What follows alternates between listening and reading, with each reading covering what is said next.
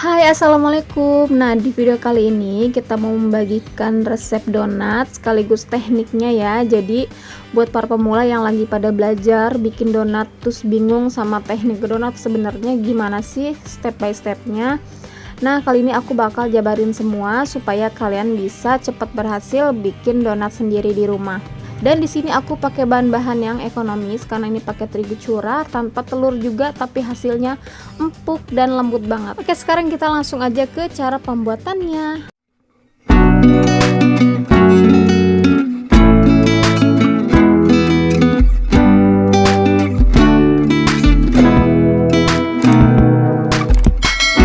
Nah, pertama untuk takaran air ini kita ada di 140 sampai 150 ml. Di sini aku mau tuang 140 ml dulu. Nanti kalau misalnya kurang kita bisa tambah lagi ya, karena kelembapan setiap terigu itu berbeda-beda ya. Selanjutnya di sini aku mau tambahin susu bubuk. Ini sebanyak 2 sendok makan atau setara dengan 20 gram ya, seperti ini. Nah, susu bubuk ini bisa di skip ya. Kalau misalnya kalian masih belajar, kalian gak usah pakai susu bubuk juga nggak apa-apa. Terus yang ketiga ini kita pakai gula pasir sebanyak 3 sendok makan atau setara dengan 45 gram. Kalau gula pasir ini harus ya. Nah, ini kita aduk-aduk dulu sampai dia tercampur rata aja. Selanjutnya kita masukin raginya, ini 1 sendok teh aja. Nah, raginya ini pastiin kalau raginya itu masih aktif. Kalau misalnya kalian beli ragi yang kemasan itu udah pasti kalau baru beli gitu ya udah pasti masih aktif, jadi nggak mesti harus nunggu raginya itu berbuih. Nah, aku pakai ragi yang merek Vernipan kayak gini ya. Aku nggak diemin, jadi aku langsung nanti dikasih terigu. Tapi kalau misalnya kalian ngerasa raginya itu udah lama dan takutnya udah nggak aktif, kalian bisa diamin dulu ini sampai si airnya itu berbuih. Kalau masih berbusa berarti tandanya raginya masih aktif. Baru kalian tambahin tepung terigunya ya. Terus ini aku mau langsung campurin dengan tepung terigunya. Ini sebanyak 125 gram. Ini tepung cakra, tapi ini tepung cakra yang kiloan ya, yang curah. Ini kalau ditakar menggunakan sendok sebanyak 12 sendok makan dan setengah sendok makan. Dan aku mau mix tepung terigunya dengan tepung terigu segitiga biru. Ini juga pakai yang curah, yang kiloan segitiga birunya. Ini sebanyak 125 gram juga atau setara dengan 12 sendok makan dan setengah sendok makan, seperti ini ya.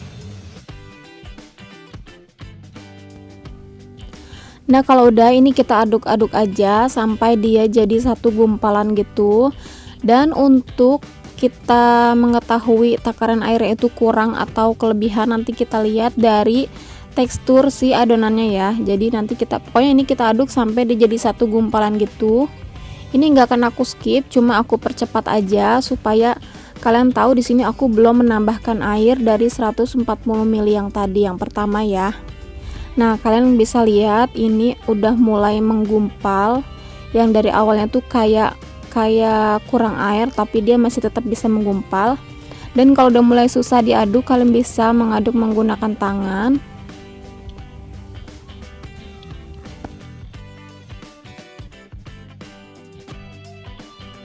Nah guys, kalian bisa lihat ya teksturnya ini udah pas, sebenarnya udah hampir pas ya, cuma kurang sedikit air aja.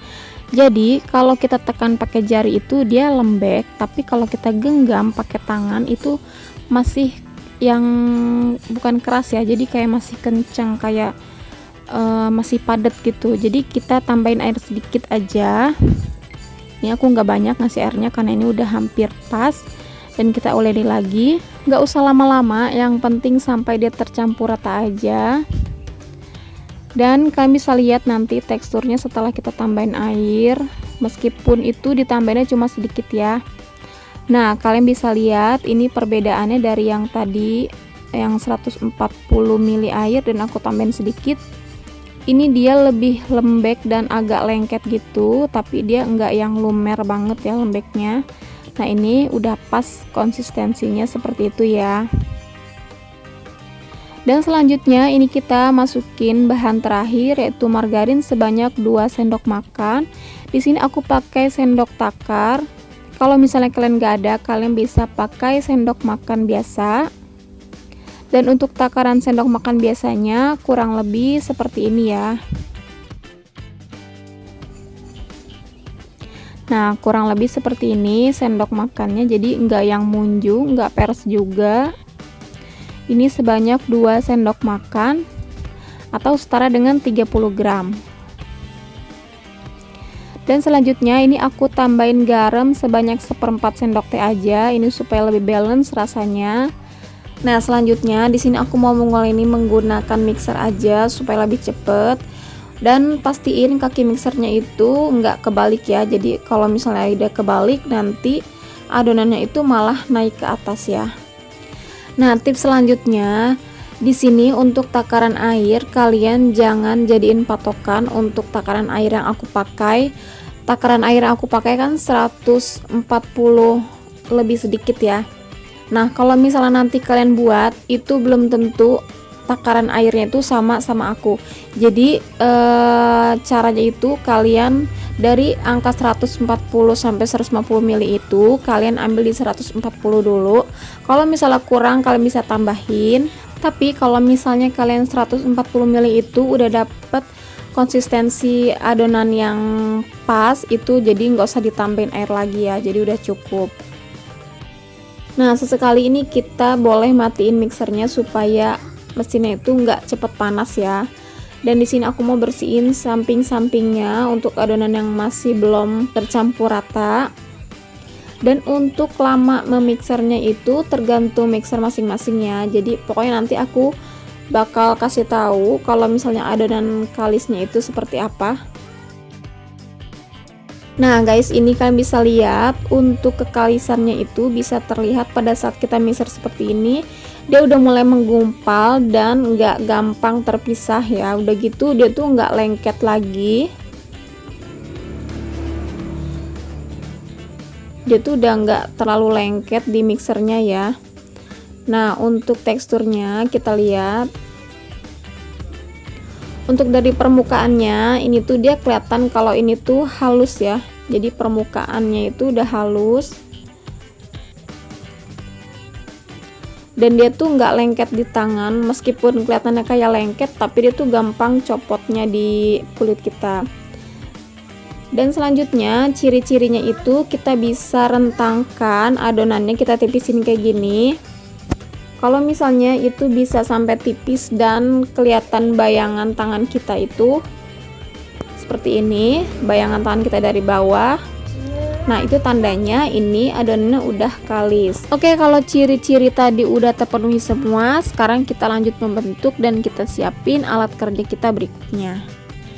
Nah, di sini aku udah siapin nampan dan aku kasih taburan tepung terigu. Ini gunanya supaya dia nanti nggak lengket. Dan di sini aku mau timbang adonannya seberat 30 graman ya. Tapi kalau misalnya kalian nggak ada timbangan, kalian bisa kira-kira aja dulu untuk beratnya. Nah, di sini kita susun dari pertama sampai yang terakhir. Nah, guys, untuk cara ngebentuknya, di sini aku ambil satu dan aku pipihkan dulu seperti ini untuk memastikan kalau misalnya nggak ada udara yang terperangkap ya. Kalau udah langsung dibentuk bulat dan kita tarik sambil dikunci ke tengah kayak gini supaya bagian bawahnya itu mulus dan kenceng ya. Dan untuk mengunci bagian bawahnya ini kita cubit-cubit kayak gini aja ya. Nah, buat pemula yang masih belum paham untuk ngebedain waktu frothing yang pas, ini kalian bisa pakai cara yang satu ini ya. Jadi pada saat kalian ngebuletin adonan sebelum di frothing ini, pada saat ngebentuk kayak gini, itu kalian rasain dulu di tangan kalian, di telapak tangan, beratnya itu diinget-inget. Habis itu nanti kalian bakal tahu perbedaan antara yang belum di frothing sama frothing yang udah pas kayak gitu ya. Nah, kalau udah dibuletin semua, selanjutnya ini mau aku frothing pertama ini sampai dia mengembang naik satu tingkat dari yang pertama ya. Jadi jangan sampai yang mengembang terlalu 2 kali lipat. Di sini aku kurang lebih selama 25 menit dan cuaca di tempatku lagi panas. Nah, kalau udah sekitar 20 menit atau terlihat dari adonan itu agak mengembang, tapi enggak yang mengembang banget. Selanjutnya ini kita mau tahap kedua, kita pipihkan adonannya. Di sini aku memipihkannya menggunakan tutup toples atau kalian bisa pakai apa aja yang permukaannya itu datar. Untuk ketebalannya kurang lebih seperti ini. Jadi jangan terlalu ditekan banget. Jadi ini tuh kita buang udaranya sedikit. Kita pipihkan kayak gini. Nah, kayak gini ya. Dan kalau misalnya kalian mau bentuk donat, kalian bisa pakai cetakan seperti ini kayak aku. Tinggal dicetak aja. Nah, kayak gini. Kita pipihkan sedikit kayak gini ya. Dan seterusnya sampai semua selesai. Nah, kalau misalnya udah selesai semua, ini kita frothing terakhir. Untuk frothing terakhir ini waktunya itu rata-rata berbeda-beda ya. Ada yang 25 sampai 30 menit, bahkan ada yang 30 sampai 40 menit ya. Jadi tergantung suhu di tempat masing-masing. Tapi di sini aku nggak akan berpatokan dengan waktu, jadi aku mau kasih tahu kalau misalnya frothingnya itu udah pas itu seperti apa. Nah, yang pertama nih, kalau misalnya kita angkat, dia tuh nggak gampang penyok atau nggak gampang rusak ya. Yang kedua, dia tuh udah ringan kalau kita angkat gitu ya, udah enteng karena dia udah banyak mengandung udara di dalamnya, jadi udah enteng gitu.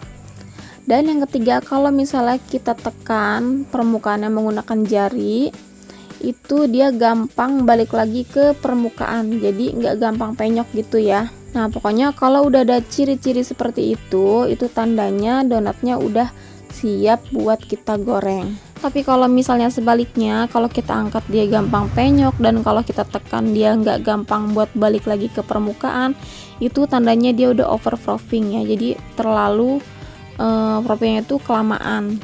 Nah, untuk pemula, jadi di 20 menit pertama itu kalau bisa sekali dicek supaya kalian bisa tahu ini udah ada ciri-ciri frothing yang pas atau belum gitu ya. Oke, selanjutnya kita panasin minyak di api sedang cenderung kecil.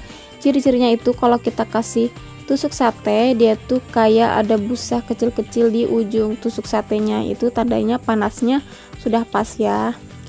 Selanjutnya, untuk banyaknya minyak itu jangan terlalu banyak ya, karena kalau kebanyakan nanti donatnya itu terlalu kerendam, akhirnya kita nggak dapetin whitening yang kita mau. Jadi untuk minyak itu kalau bisa itu di bawah dari setengahnya donat atau seperempatnya donat aja, itu udah cukup supaya nanti whitening yang kita dapetin juga tinggi ya guys. Nah, kalau misalnya kalian bikin donat bomboloni, sebaiknya kalau misalnya digoreng itu lebih bagus kalau agak kecoklatan, karena supaya dia nanti hasilnya bakal lebih kokoh, jadi nggak gampang keriput atau gampang kempes ya kalau udah diangkat. Nah, kurang lebih hasilnya kayak gini kalau udah kita angkat. Cantik ya, dia whiteningnya juga bagus. Oke, ini kita goreng sampai semuanya selesai ya.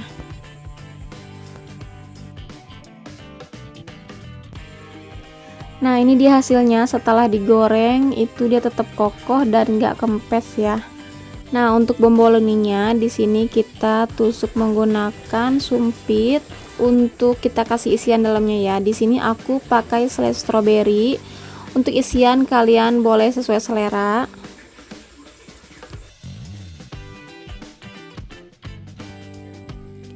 Ini dia hasilnya setelah kita topping, jadinya cantik-cantik dan ini layak jual banget ya. Dan dari 250 gram tepung terigu kita bisa dapetin 10 donat bomboloni dan 6 donat bolong. Untuk tekstur kalian bisa lihat ini hasilnya kokoh, empuk banget dan ini lembut. Whiteningnya juga cantik banget. Dan kita buka dalamnya. Wah, ini lembut banget ya guys, ini recommended, pokoknya kalian harus coba resep ini. Pokoknya untuk pemula ini ikutin aja step by stepnya, pahami tekniknya, kalian pasti bisa dapetin donat yang selembut ini. Dan ini layak banget jual ya guys, rasanya juga ini enak, mantul pokoknya. Oke, kurang lebih seperti itu. Terima kasih sudah menonton videoku, semoga bermanfaat. Dan kalau bermanfaat jangan lupa kalian share sebanyak-banyaknya ke sosial media kalian. Sampai ketemu lagi di videoku berikutnya, jangan lupa di subscribe. Wassalamualaikum.